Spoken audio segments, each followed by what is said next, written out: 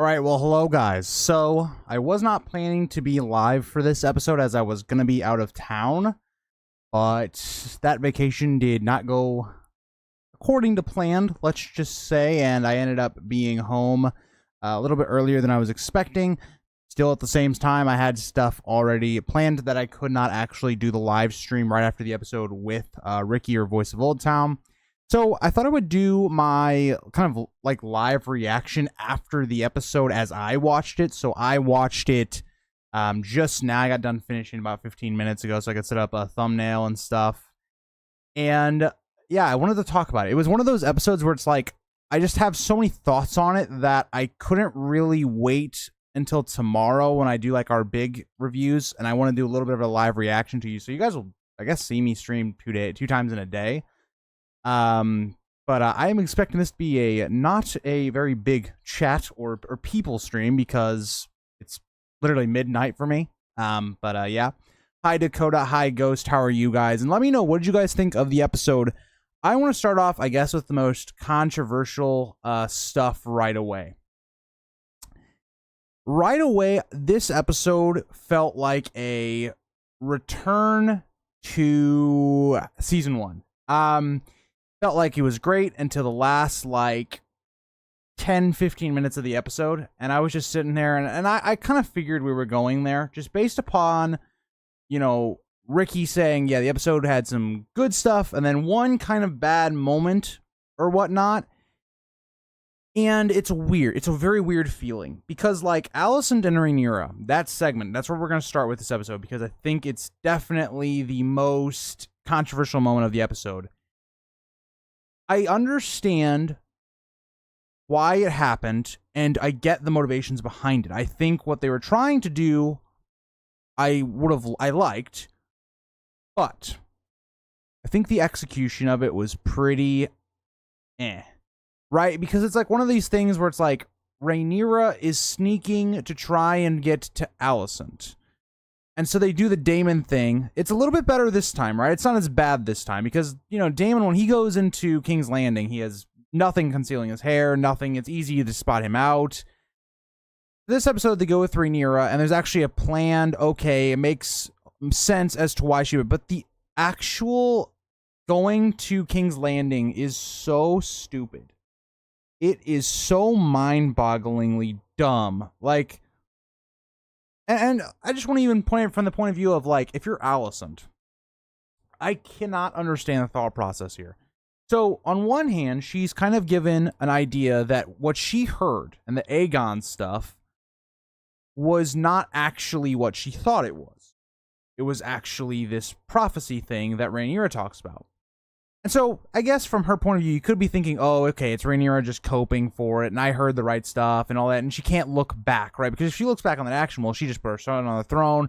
This war has now occurred because she was wrong. And the biggest issue I have with this is, one, Alicent, if she doesn't believe Rhaenyra, she doesn't care, why the fuck would you not? Why would you not imprison her? Okay, maybe don't kill her, right? I can get that understanding, right? Alicent doesn't want to kill Rhaenyra, right? That makes sense. But at the same point, you can get her as a prisoner. You can literally put her in prison right now. Her dragon's not here. Her dragon is not here to help her. You still have Vhagar. You still have Sunfires here.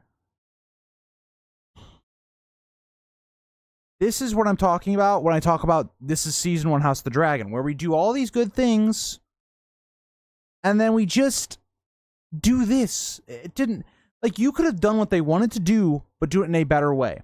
Have it where Alicent, you know, like Mysaria says, send a secret letter to Alicent that Rhaenyra wants to meet, and then have them meet in a equal footing, right? Where maybe both of them are allowed to bring a couple guards.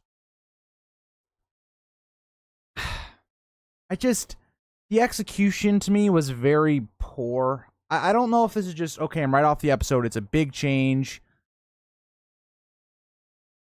I just didn't like it. Let me talk chat for a little bit. House Blackwood did nothing wrong ever. This episode would say differently. I do like that there's kind of like two sides, right? You know, I like that. They play on that. It's like the Brackens aren't always the bad guys. Come on. But, you know. Also, hi, Taylor. How are you?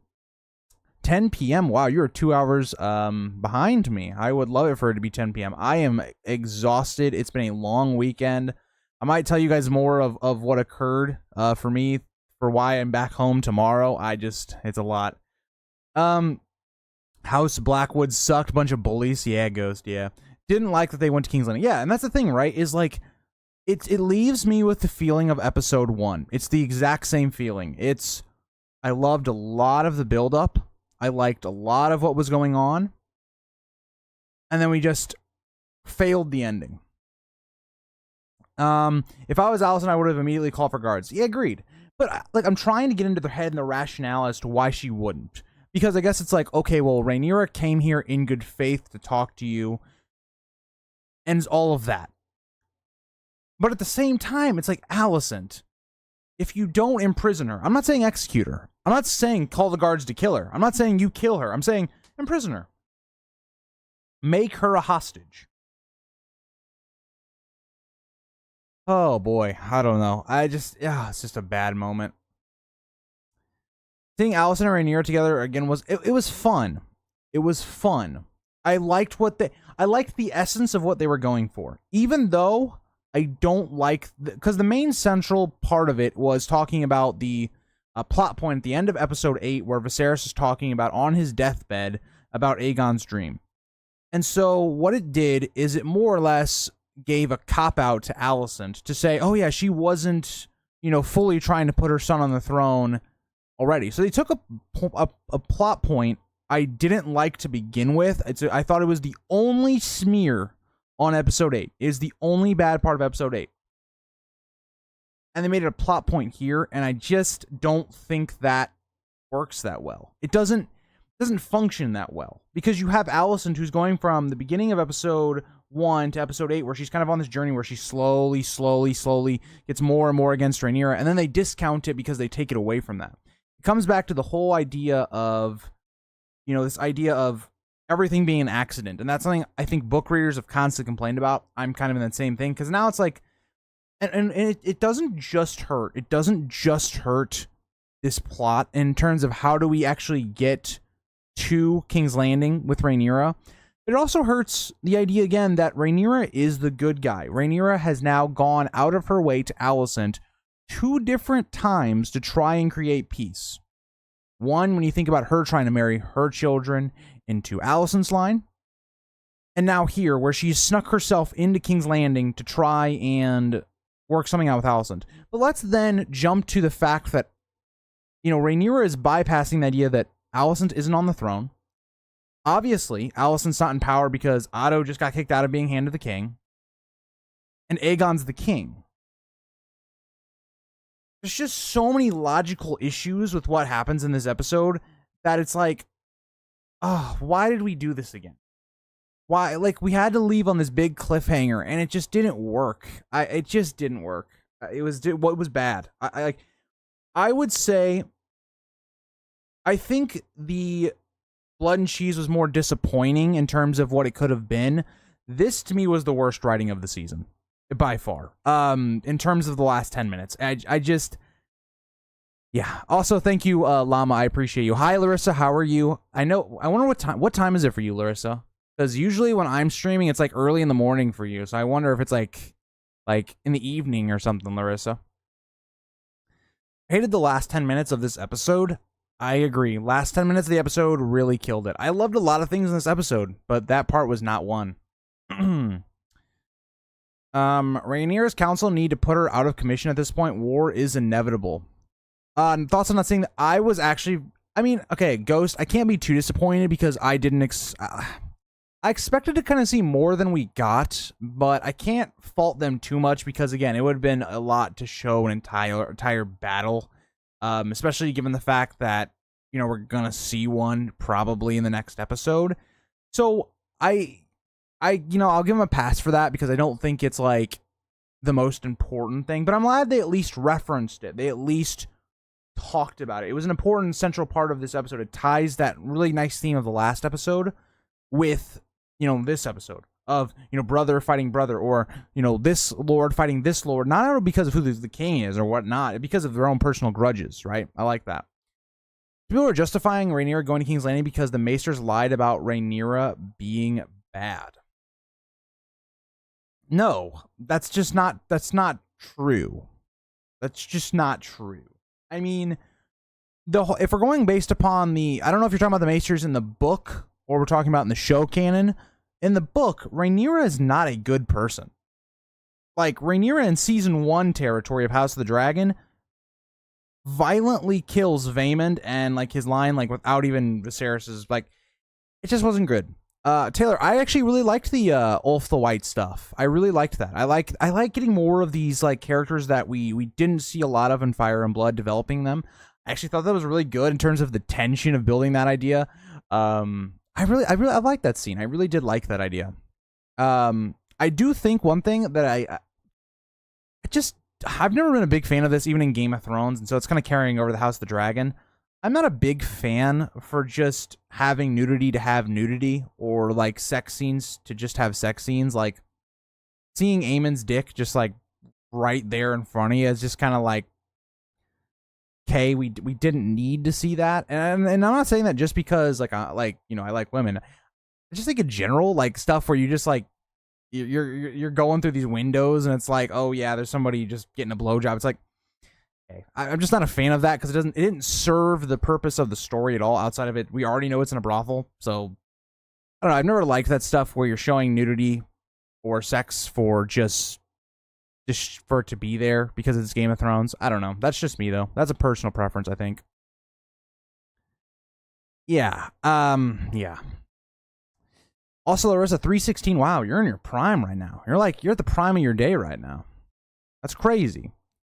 But I do like the idea of the ramifications between Aegon and Aemon. I loved like the layers of that, right? You know how Aegon's still kind of bullying his brother and all this, but we also kind of understand it from Aegon because he's drunk. So it's like, how much can you put a blame on Aegon, all this stuff? So it's like, I did like that. I liked the tension that was in that scene. That's the thing, right? I didn't have a problem with almost anything in this episode outside of the stuff with Rhaenyra and Alicent. Now, there is some interesting stuff going on where I'm interested to see how they're going to handle Aegon, Viserys, and Rhaena and that plot.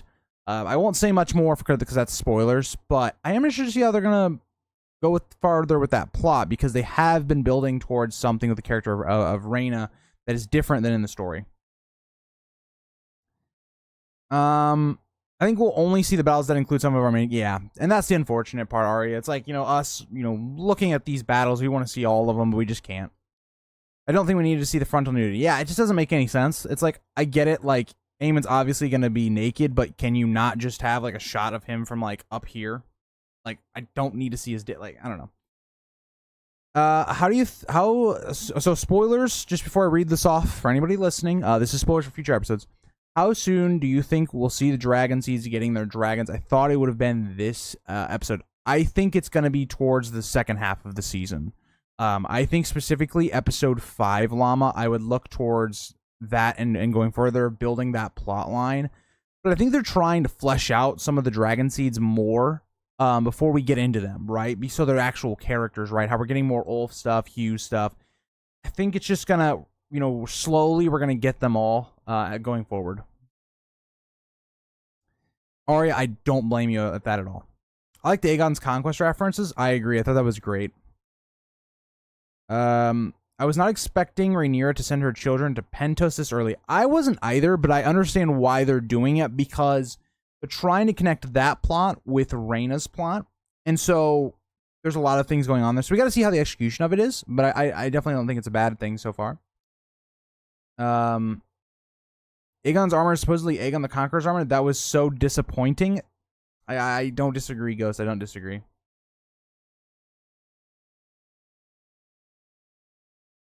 But yeah, let's talk about some of the stuff in the episode. So again, I didn't like the Aegon's, or not the Aegon stuff, the Rhaenyra and Alicent stuff. And to me, it wasn't great, but I think it kind of outshadows the good, right? This wasn't a bad episode. I think of the first 3 episodes, this is probably my least favorite episode.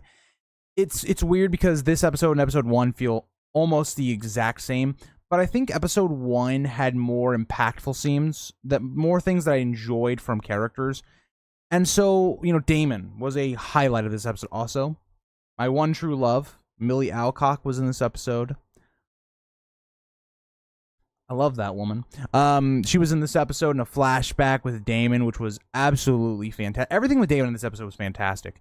Everything that we didn't get of Harrenhal in the show was here on, it raining, it feeling just terrible. The scenes with Caraxes coming into Harrenhal and just everything, where it feels like Daemon's just on edge. This guy that we've never really seen be scared or afraid or on edge, and he's on edge at every single movement. He's seeing visions. We're next to the weirwood. Him being told he's going to die here.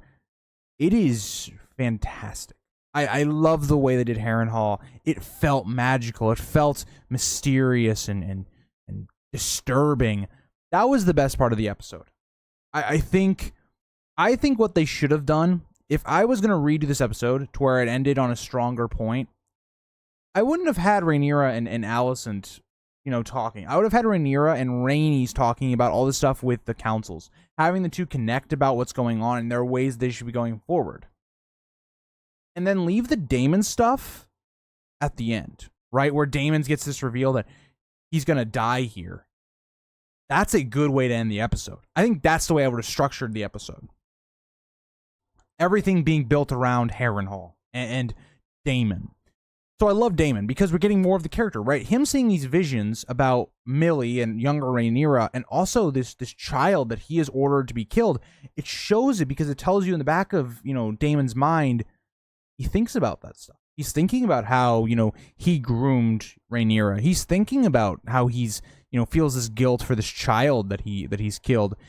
I like that they're actually having Daemon kind of think about these things and showing him those things that maybe we don't see as the audience, but things that are bothering him.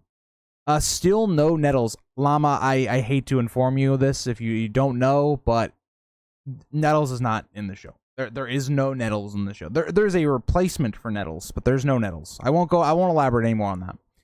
I was not expecting you to go live until tomorrow, which made me pleasantly surprised. I was not planning to be live. Honestly, guys, I would rather not be live.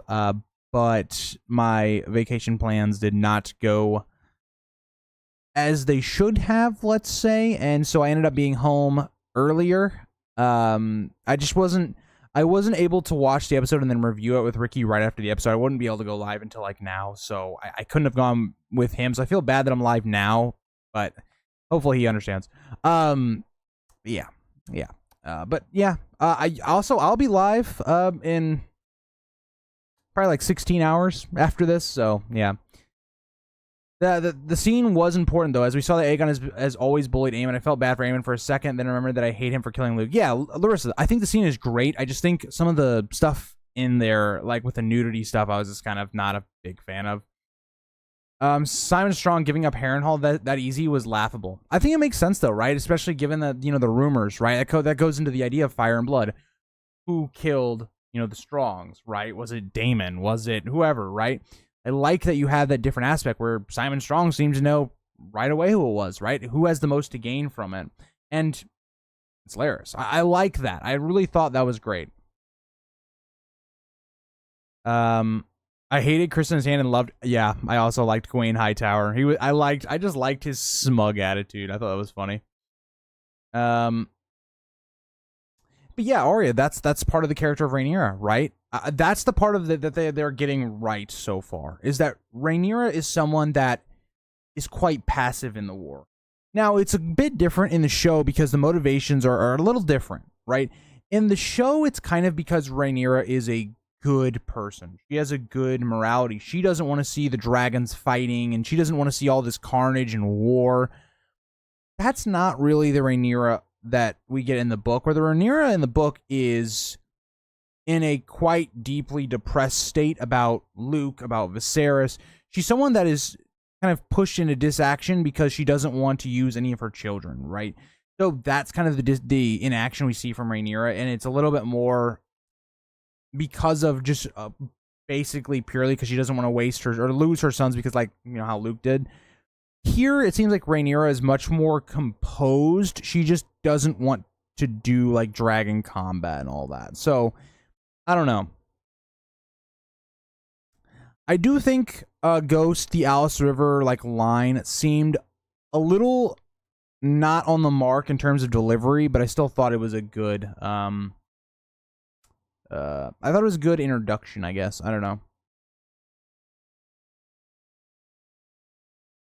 Is this the first time we see the hand necklace in either show? I think so, Dakota. Don't quote me that on that, though.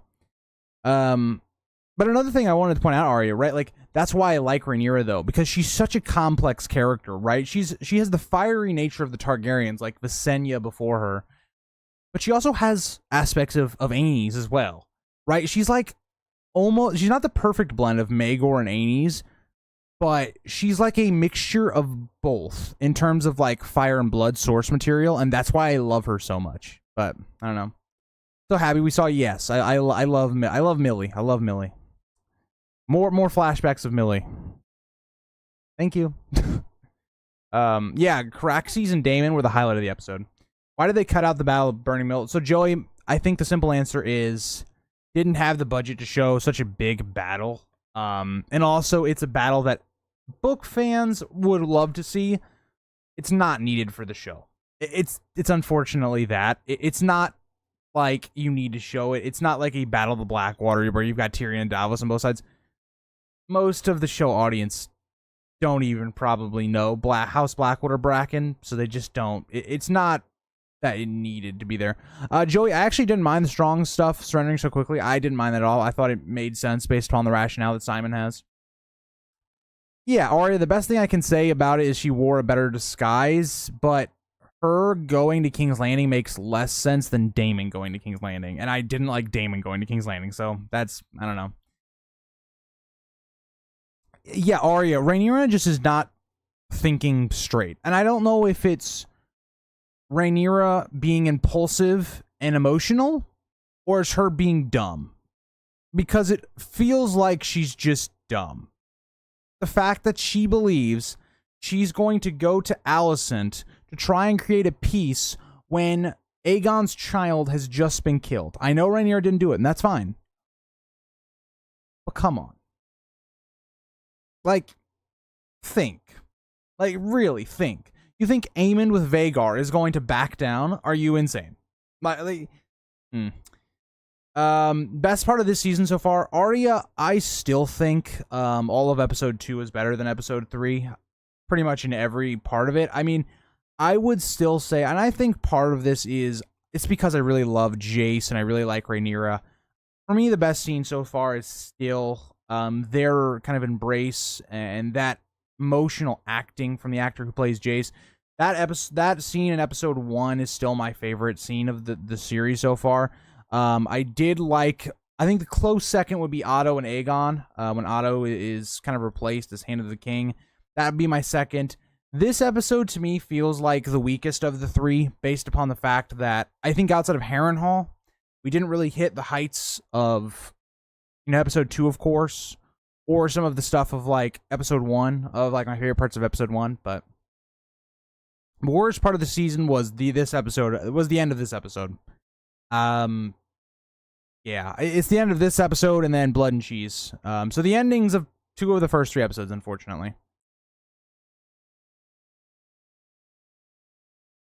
Yeah, again, Ghost, I agree. It was a battle we didn't need to see, but I wanted to see.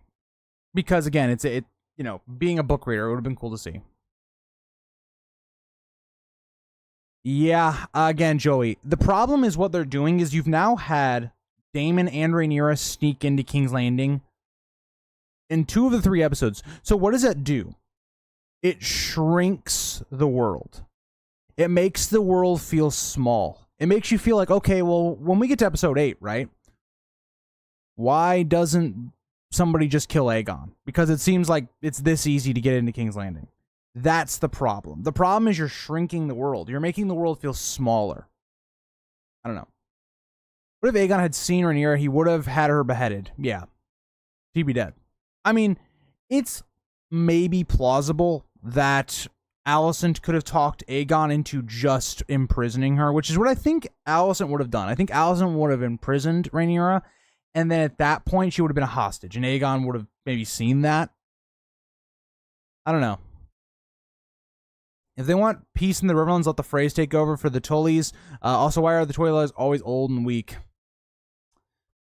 You gotta let the Freys take over at some point. That's all I gotta say. As long as they, as long as they keep the gullet full of King's Landing, taking of dragons. Yeah. By the way, a lot of spoilers for there. But yes, agreed. You got to keep all those. Those are imperative to the story. They can't cut those. You wish they expanded on the Cregan and Jay storyline.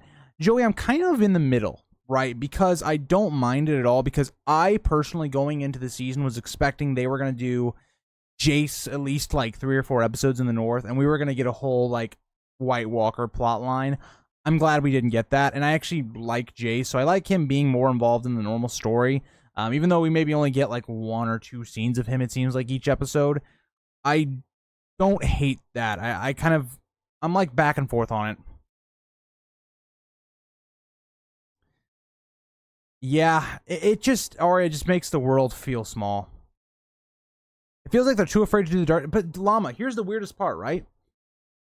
It seems like they're willing to do dark stuff for like Harrenhal, right? Like Harrenhal, they went as dark as possible.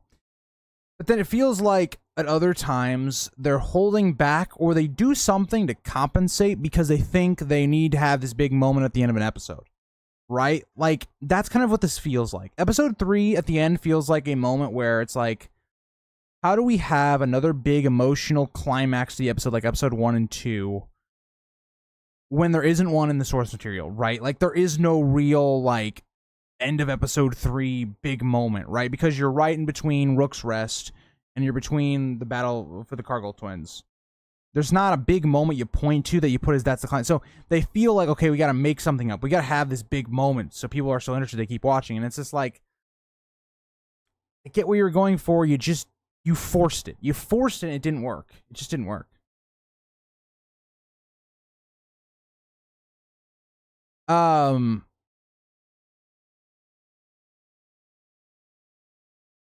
Arya, but here's the thing, right?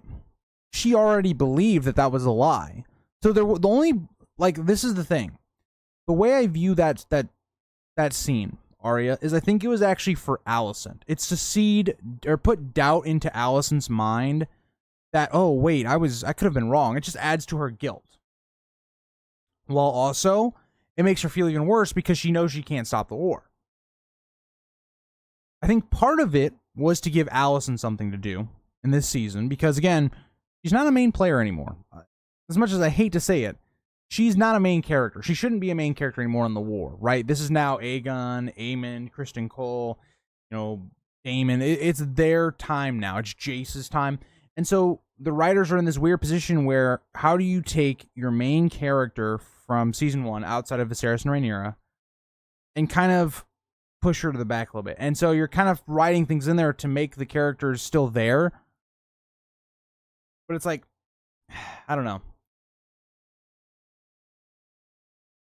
But I agree, Arya. I like that we didn't put a lot of focus on them. I do not, Joey. I kind of agree with you. I don't think we're going to see that yet. I think we're just kind of get the dragging seed plot, and we're going to kind of end on this idea where we're kind of gearing up for the Battle of the Gullet. It's going to be kind of like the Avengers, right? You're assembling all your dragons, all these things, and you're getting ready for the war. It's gonna end on kind of like a, how would I put this? Maybe like a season 1 ending with Robb, where it's like the war hasn't concluded yet, but we're gearing up towards it. Robb's got Jaime and all this stuff. That's how I feel like we're gonna kind of end with kind of going into season 3, where we're gonna be really, riling up again, just like we did with season 1 to 2. 2 ends on or starts with a big moment, blood and cheese. Kind of how we're gonna start, I think, in season 3.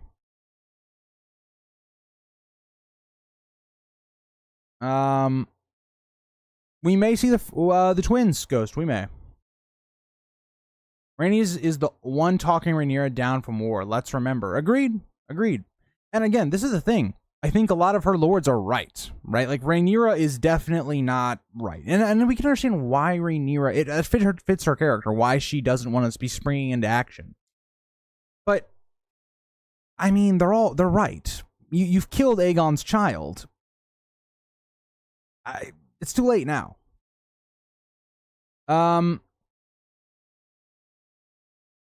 Yeah, and Llama, this is when I kind of, everybody last episode, they were like, oh, this is, we're back to prime Game of Thrones on. And I said, I compared that episode to Game of Thrones.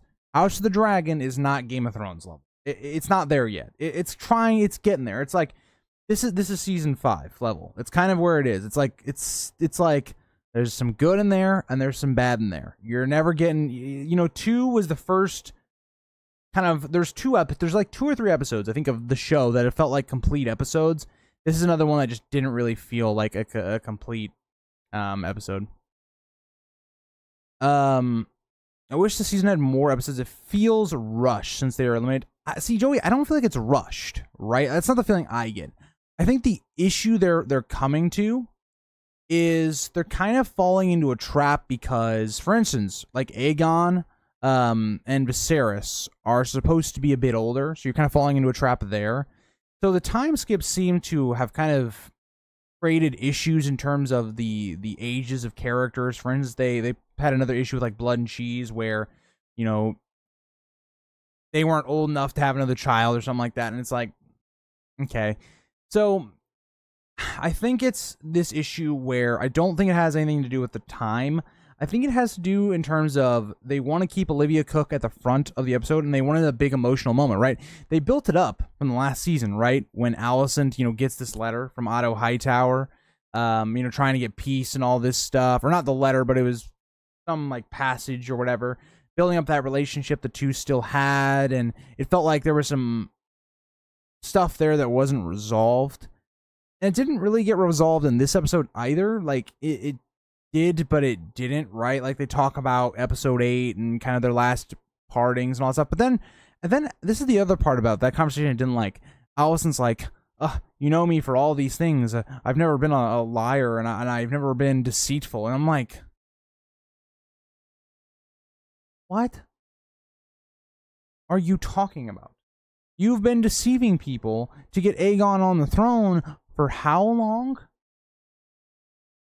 And there's just some, that conversation just was not, it was not good. Some scenes are season 7 level. You're not wrong. Like, I think the bad moment of this episode was season 7 level. I don't, like, and it's weird to say that because I think the emotion and intent was there. The execution was just, it was just horrible. And I hate to, like, keep talking about that moment, but it's the ending moment, right? It's the moment you leave on after the episode. And it's like, I can talk about all these things that were great, right? Rhaenyra's counsels are good. Aegon planning his war and all that stuff, and Aemon's relationship in the episode, and Daemon being fantastic in this episode. Just, yeah. Some felt episode 1 was rushed because of the northern plot only being 5 minutes. But, see, I see why you would think so, but I also think you just didn't need to focus on the north stuff, right? It's not that big of a plot part of the Dance of the Dragons until way later. So I don't feel like it was that bad. How do you think the show will handle the characters being so separated? Daemon, Rhaenyra, and Aegon and crew all completely separated, and Alicent and Otto don't have much to do. So that's the interesting part, Llama, right? Is we've already started going into that, right? Otto's going to go to Highgarden. That should be interesting, right? If we get stuff with Otto trying to get the Highgarden and the Reach fully backing Aegon, that should be entertaining. Alicent, that's the interesting one, right? It's going to be more of her losing control. I think that's what this season's going to be about, right? Her losing control over Aegon, right? Her words really mean nothing, right? Think about in this episode, right? She's doesn't have sway over Aegon. She doesn't want him to fight and go on his dragon, and it's not her that convinces him to not do those things. It's Larys. And Larys is even kind of sowing that seed between Alicent and Aegon, right? Telling Aegon that Alicent is, people are whispering that she's going to be the real ruler when he leaves and all this stuff. Like, that kind of parting is already happening. So part of how they handle Alicent's going to be, okay, they're making stuff up for her to do. They're going to build drama. So her relationship with Kristen Cole, right? This stuff with Rhaenyra. How is she going to react to that in the next episode, right? So I think for characters like Otto and Alicent, it's going to be interesting because I think on some levels they've executed, building drama and building suspense with those characters, and on other parts of it they haven't. So we'll see. Have to just see how that goes from here. And Rhaenyra and Aegon, I think all the main characters are going to be fine, right? Daemon and Harrenhal, trying to rally the Riverlands is going to be fantastic. And building up his plot, I think Rhaenyra is always going to be an interesting character based upon the fact is like, what is she kind of trying to get the Blacks to do? Emotional conflicts that are going to get in the way, whether that's, stuff that happens later on in the plot. All that stuff is going to affect her and how she does her thing.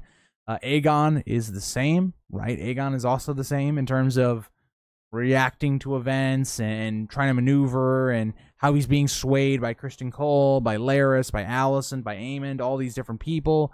It's definitely interesting. I wanted Baela to burn the trees that they were hiding behind.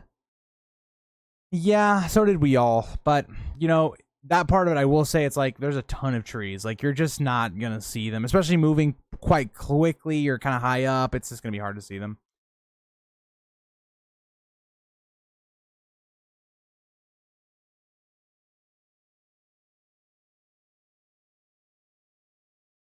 I get what you mean, Llama. I personally, I think, I still get the vibe that Alicent's kind of a mother, quite older than Aegon, and Daemon's quite older, but I don't know. Yeah, that is not the Sept of Baelor.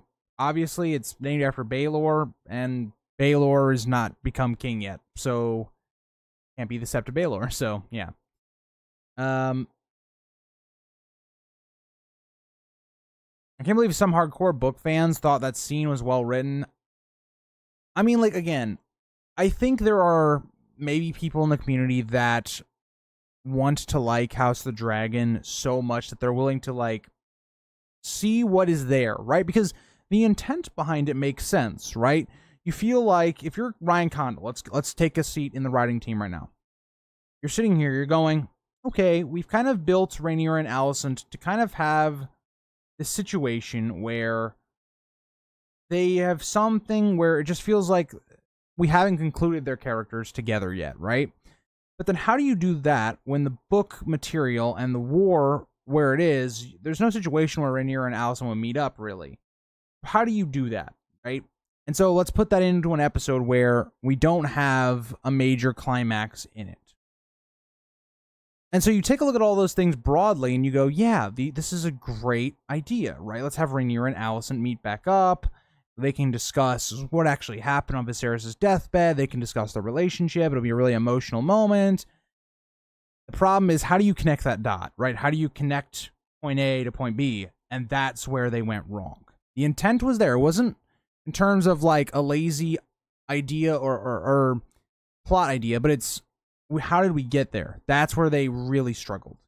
It's the same idea of okay, we want to get all of our characters together in season 7 at the end so we can have Cersei and Daenerys and Jon, all these characters interacting. But how we got there didn't make any sense. So, I don't know.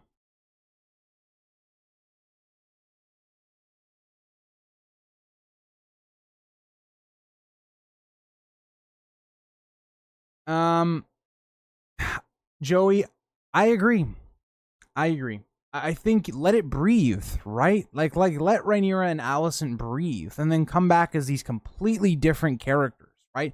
Rhaenyra and Alicent are still very, they're very young right now in terms of their character development post peacetime. Let it keep going. I don't know.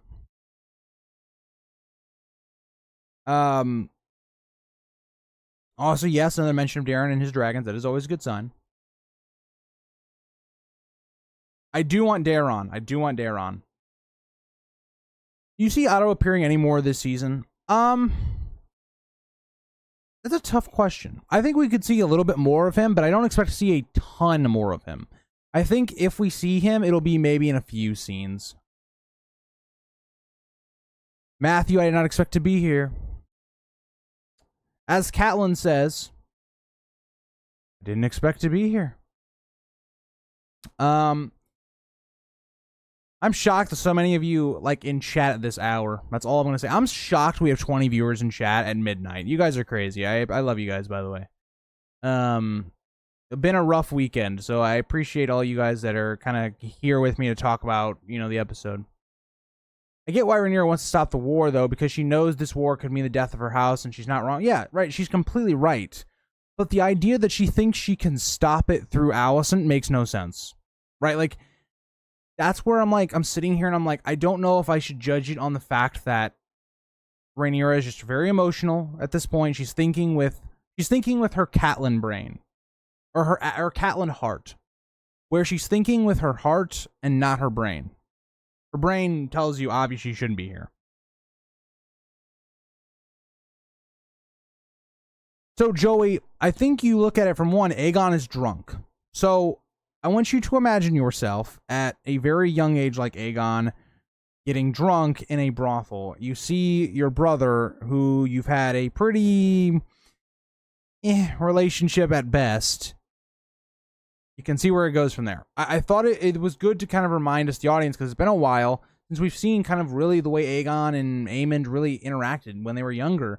And all these things that kind of, you know, Aemond is this big character. He's supposed to be, you know, this episode kind of did a lot to kind of tear down like all these, you know, big male characters in terms of, oh, they have these large dragons and all these things, and they have to be these cruel, hardened individuals that show no emotion.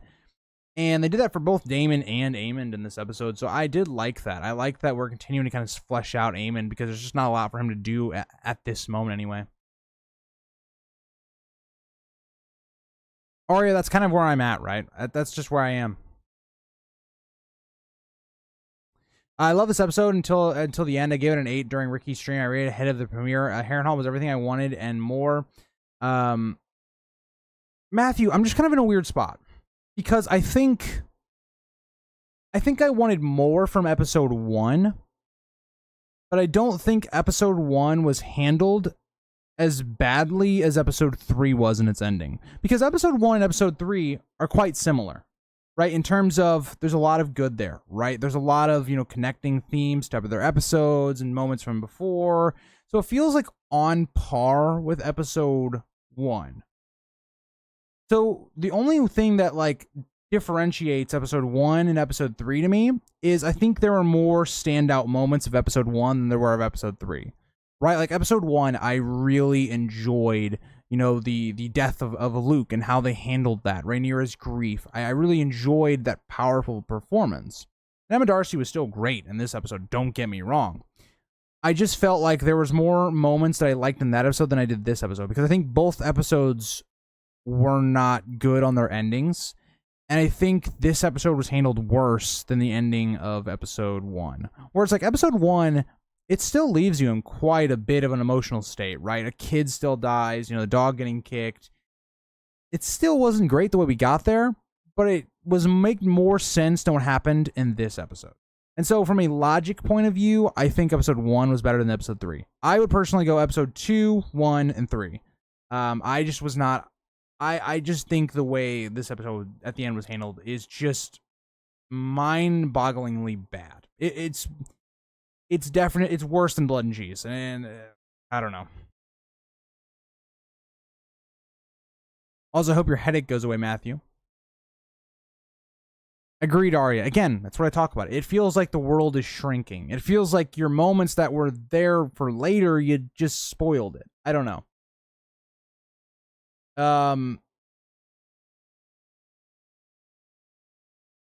Oh, Llama, that would be really cool. I don't have anything crazy on that, but that would be interesting.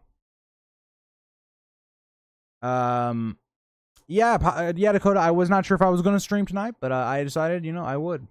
It's 1:48 here. I got nothing to do. Blake, fair enough. You're an hour ahead of me, but I am exhausted right now. So I'm trying to get through everything I want to talk about for just my after reaction. Of course, I'll have a more detailed reaction up in like whenever I go live, probably at 6 p.m.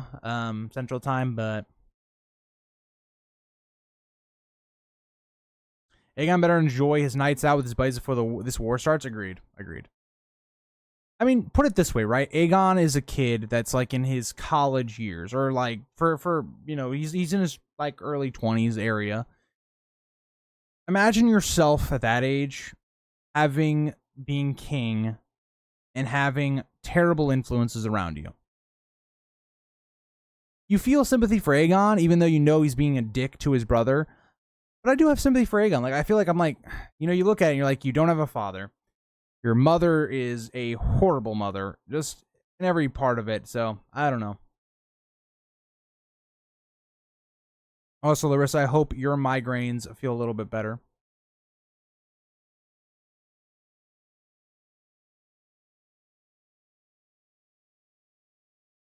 Well, I think Arya, a little bit is about Aegon taking power, right? There's a little bit of a difference between Joffrey, because Joffrey was technically not of age. So Cersei had more power. Aegon is not that. Aegon has full power. Nobody's going to be telling him shit. So, yeah. Aegon is everything but a king. He's a puppet, a drunk one. Agreed. And then there's those times where he lashes out, Larissa, right? That's the thing. Like, he has those moments where he'll lash out.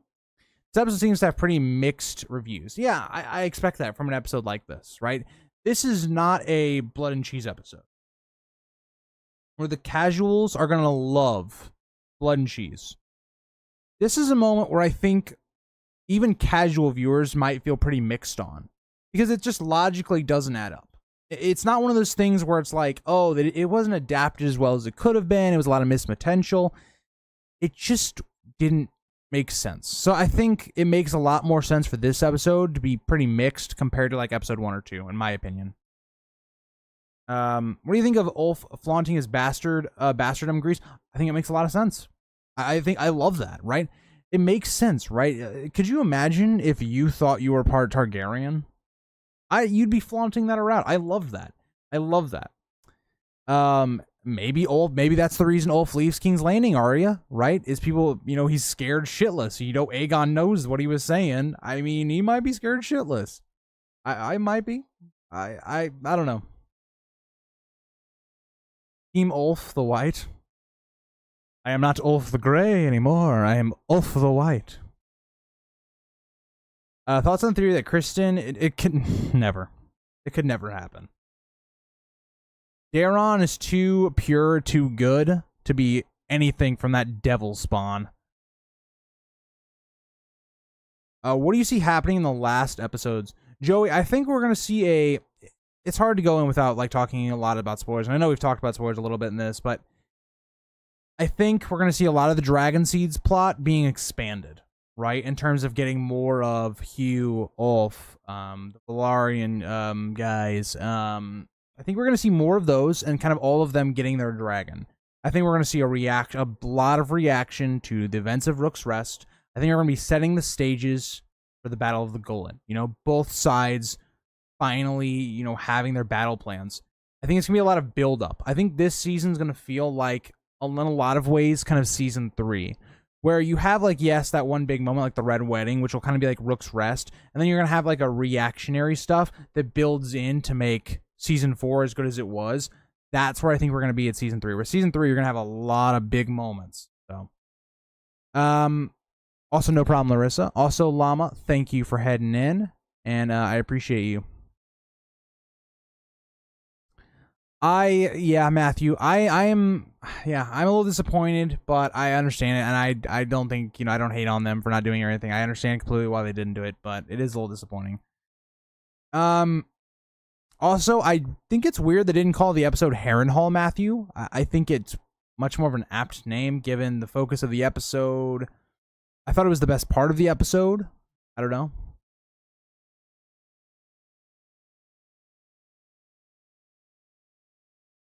Maybe more to come, Joey.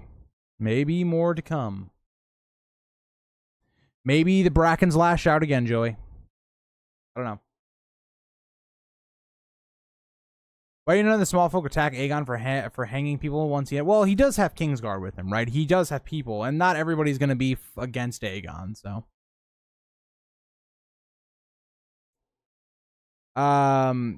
Yeah, Zeno, a little bit of a late stream. I just wanted to get my quick thoughts out there. And because this episode was just so controversial, in my opinion, for me, it's by far my least favorite of the 3.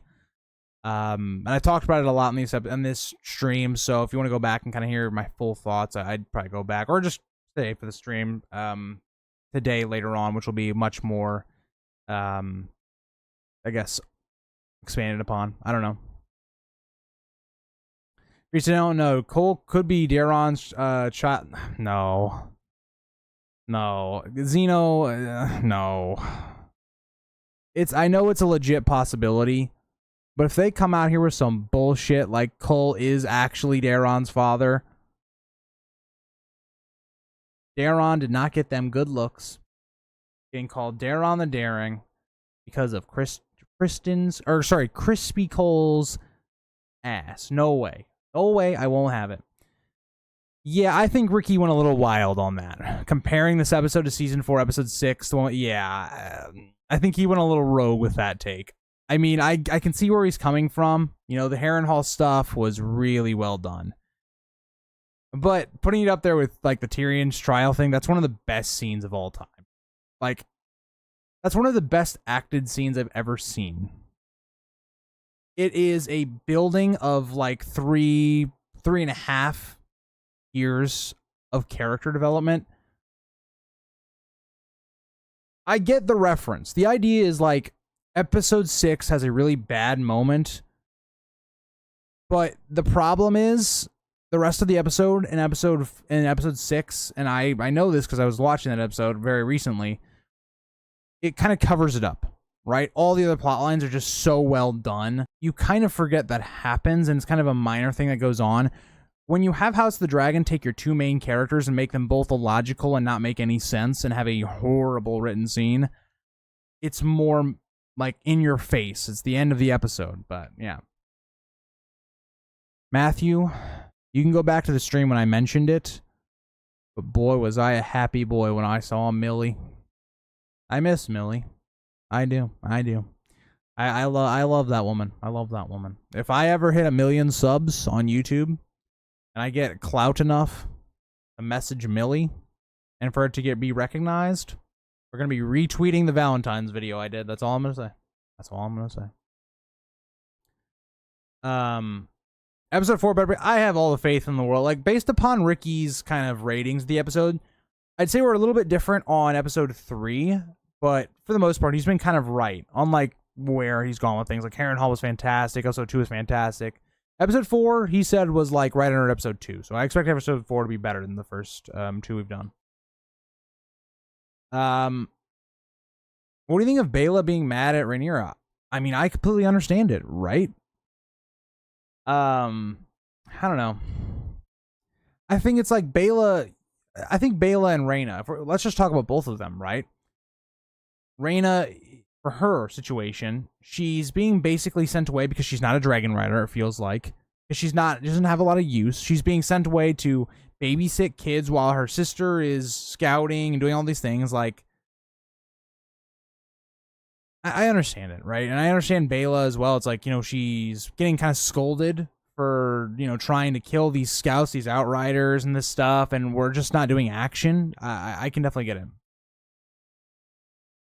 Aegon's Kingsguard buddies are hilarious. I agree. This episode was mid.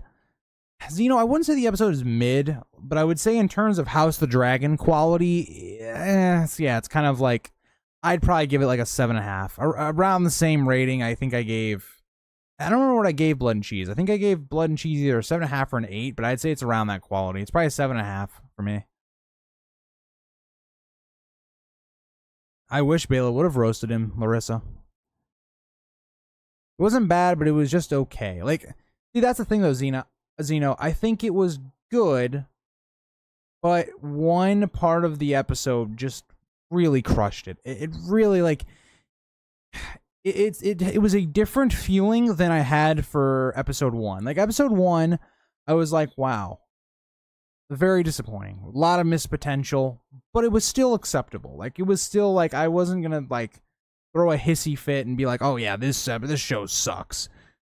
Episode 3 wasn't that. It wasn't disappointment. It was just like, why? Like, that just bad. There's no other way that I understood why it was there, but it wasn't good. I also could see that. Matthew, about the Cole and Gwaine stuff. Do you think we should have got the Sarah Snow and Jay storyline? I just don't think it's that important. I know a lot of people were up in arms about the Pack of Ice and Fire and all that, and I'm just like, I don't know. I don't think it's that. I don't know. Larissa, I don't know if Millie likes girls, but a man's got to shoot his shot, Larissa. That's all I gotta say. Grease, did Aemon's sword catch? Yes. I thought we were like gonna pan to like a shot like this, where it's like just like this, and it's just his schlong was all over the place. So I'm just like, well, that's kind of wild, but all right.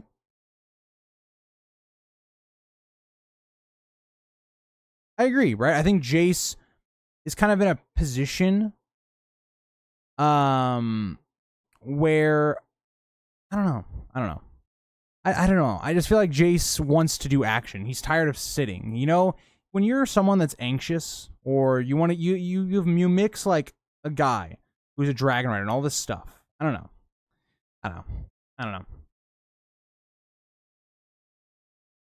Dakota? No. Simon Strong was awesome saying Lairs could. Yeah, I love that. I agree. I agree, Joey. I agree with you.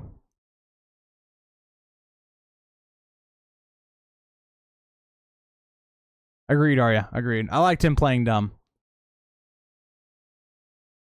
Oh, you know, I didn't talk about this. One of my favorite scenes of this episode specifically was Rhaenys and Corlys. I kind of forgot about it because it's just kind of a forgettable scene that you might just forget about in your first watch, but I really loved. I really loved kind of Rhaenys and Corlys. I love them in every scene. They're perfect. I don't understand why we don't get more of them. Fuck the 10, 15 minute Alicent Rhaenyra shit. Give me Rhaenys, Corlys talking to Rhaenyra. Give me more of their dynamic. Just give me more of them. They're such good actors that I feel like, man, can we get more of those two instead of this other stuff? But can't come visit me in Sydney, Greece. You'll be close to her. I will. I don't want to be a stalker though, Larissa. Like, it's coming off weird then if I'm just like, oh, just show up at her door. Like, no. That's crazy. But you might be onto something, Larissa. That brothel scene felt like I was watching a porno. There was a lot happening on screen. That's all I'm gonna say. I hope next up is better. It's called Dance Dragons Xeno. It'll be better. I thought I said this about Rook's Rest, but there's no way you fuck this one up. That's all I'm gonna say. Hi Jim, how are you? You made it at the kind of the very end, but welcome. I can never tell you no, Dakota. The prolonged shot of the BJ wasn't very comfortable to see. Yeah, like stuff like that. I'm like, why was that there? Just unnecessary. Well, Joey, Aemond also stayed behind. You know, he was still at King's Landing as well. So, you know, I won't say any more. All right, that's all I'm gonna say. I hope we see a lot more of Rhaenys. I'm just gonna say nothing else. All I'm gonna say.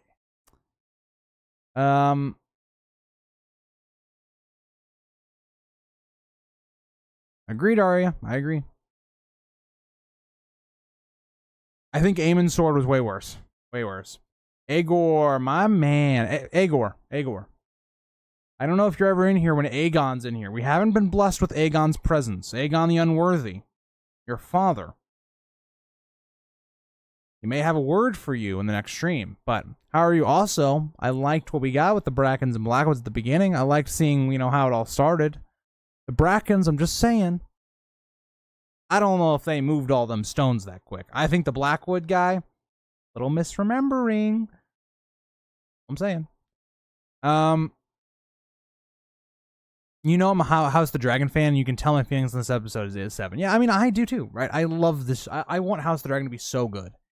And it's just, it's hard because when you go from season 1, where it was a good building block of the show, you're kind of hoping season 2 takes that next jump. And I can't judge the season yet, but we're kind of in the same thing season 1 was in, where it's like one episode is good, and then we have 2 episodes where it's like it's good, and then you have an ending that's just like, why? Like, what did we do? I don't know. Also, Aegon, if you see this on a rewatch, you have to comment below, or you're not the real Aegon. I agree, Arya. I agree. You can't fuck that up. Jim, I'd like to hear, so I want to hear someone's differing take, right? I don't think that ending was good. I can say why I don't think it's good. I said it a lot of times. So Jim, I just, like not trying to argue, but I just want to hear like a differing viewpoint. What do you think? Why do you think it was good? Like, what parts of it did you like? You rocking makes me anxious. Well, it's 1 a.m. and I'm like very tired. So yeah, that's how it is. That's how it is.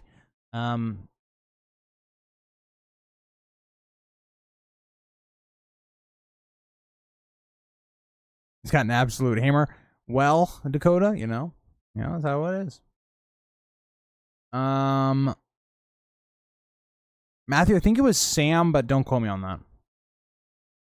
I am doing all right, Agor. I could be much better, but I'm all right.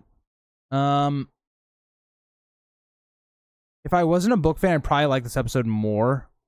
See, I don't know though. Would you? Because I just feel like the ending wasn't good if you're a book fan or a show fan. Like, I just feel like the ending, I don't know.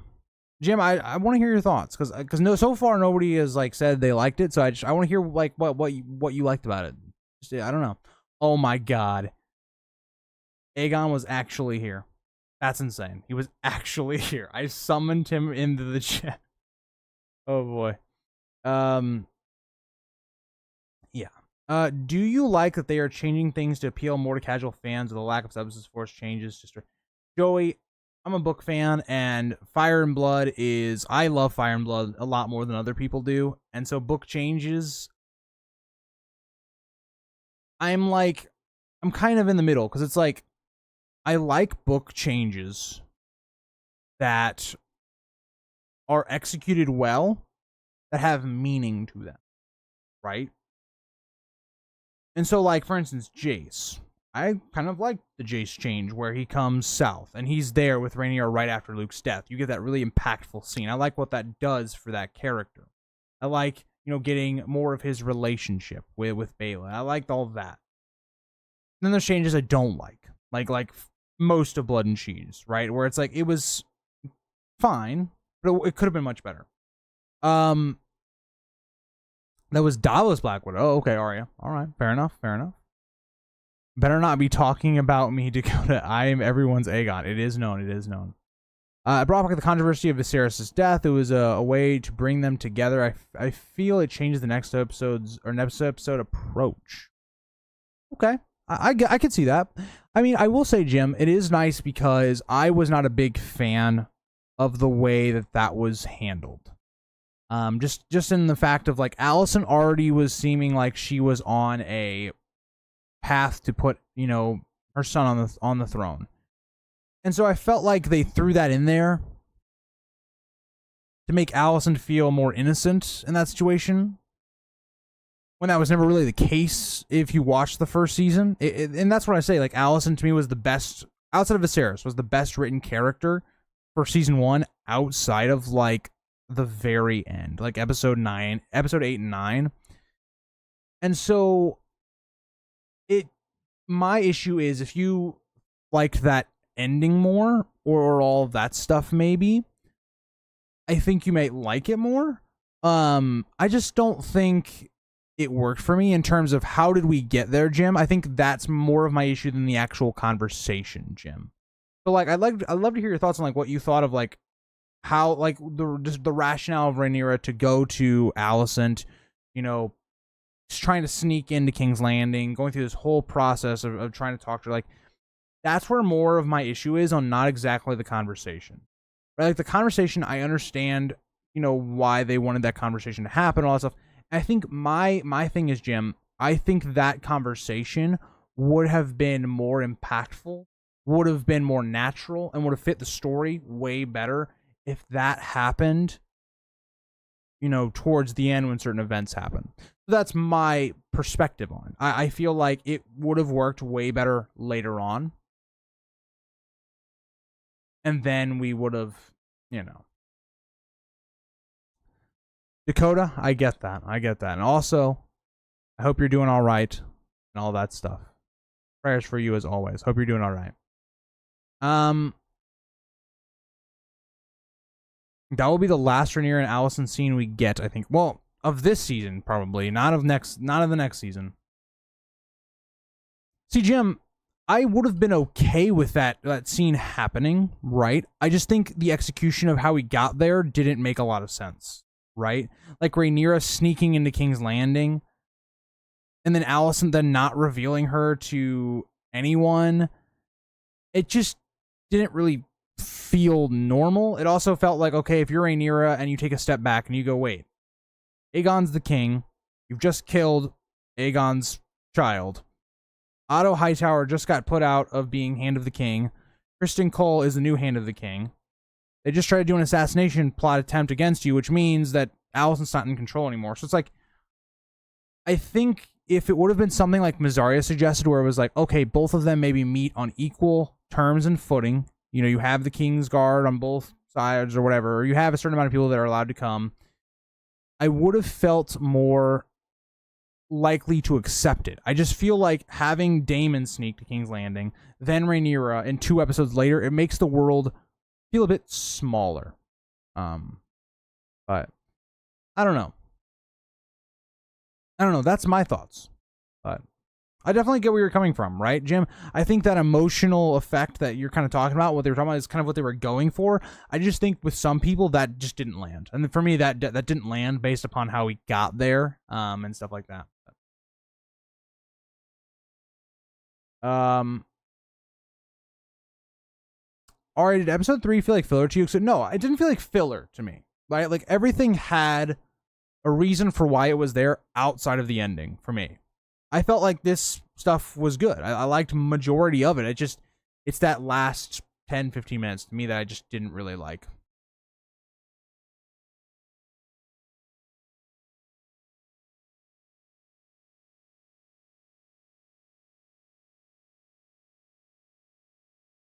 Probably Matthew Stewart. Probably will.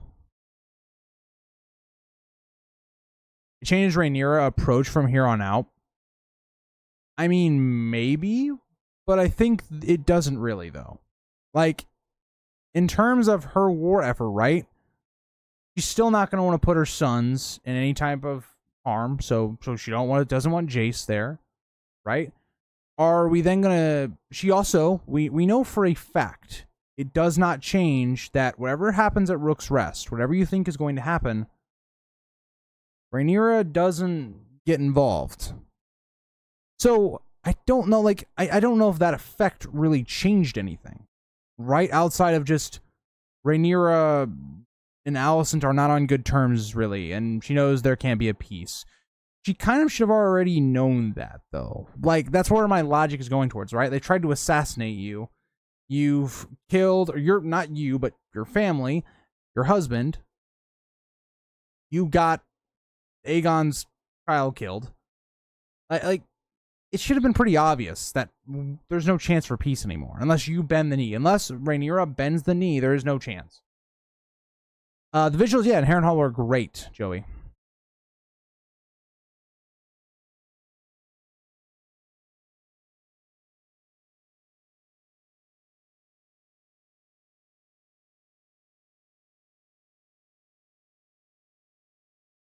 Sea Smoke being restless implies Laenor might have died off screen.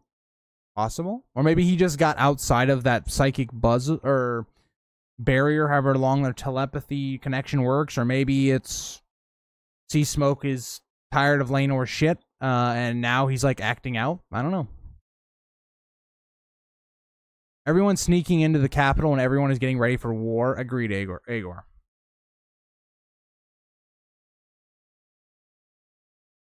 Agreed. Like that's also what I want to say, right? Like I still liked the episode. I just think that moment didn't work for me. And again, I do agree with the idea that I think, book changes, some people just get blown away by it. Like, for instance, Blood and Cheese. Some people were saying like that was terrible. It was the worst thing they've ever seen. It was Game of Thrones season 8 level. It was not even close to Game of Thrones season 8 level. It wasn't good. Like, it wasn't as good as it could have been. It was fine. It was enough to, get where do what it needed to do. I mean, Dragonstone and King's Landing are pretty close, Arya. They are pretty close. Like, especially on Dragonback. Well, I guess Daemon and Rhaenyra have been sneaking on to boats and just going in, but that's also not that hard because they are blockading the city. So they're on the good in this chat. That's laughable, Zeno.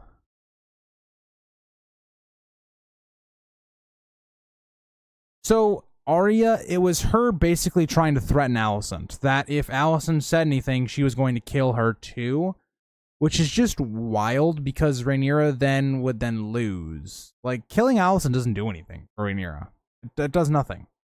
Kills the queen, okay, or the queen mother, right? The Dowager Queen. Does nothing. Aegon's still on the throne. If anything, it makes the only person holding back Aegon at this point, outside of Larys maybe, die. So, I don't know. It's kind of like a blind, veiled threat in my opinion, but...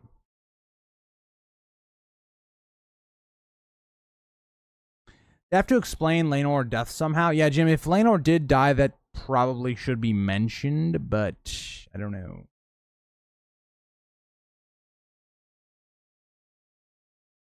God Season 8 level is unreachable unless you're D&D. Yeah, like this is what would be Season 8 Game of Thrones. If Rhaenyra tripped on a gargoyle at Dragonstone and fell off a cliff and that's how she died, that would be Season 8 level writing.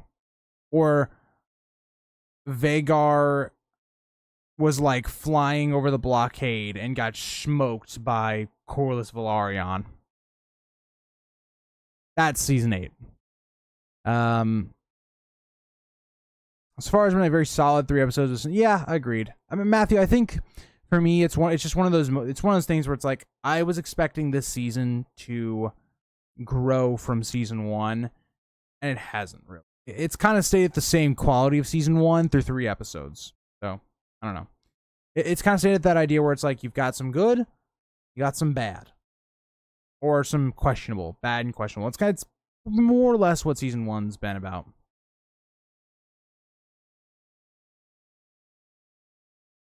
I agree, Arya. I agree. Vhagar kind of forgot about the blockade. Agreed. All right, guys. Well, I'm going to end out the stream. I am dead tired. I cannot talk anymore. I'm losing my voice. I will see you guys tomorrow with my expanded recap of the episode. I did enjoy talking with you guys. I'm glad so many of you guys wanted to hear my thoughts this late at night or wherever you are. And I hope you guys are doing great.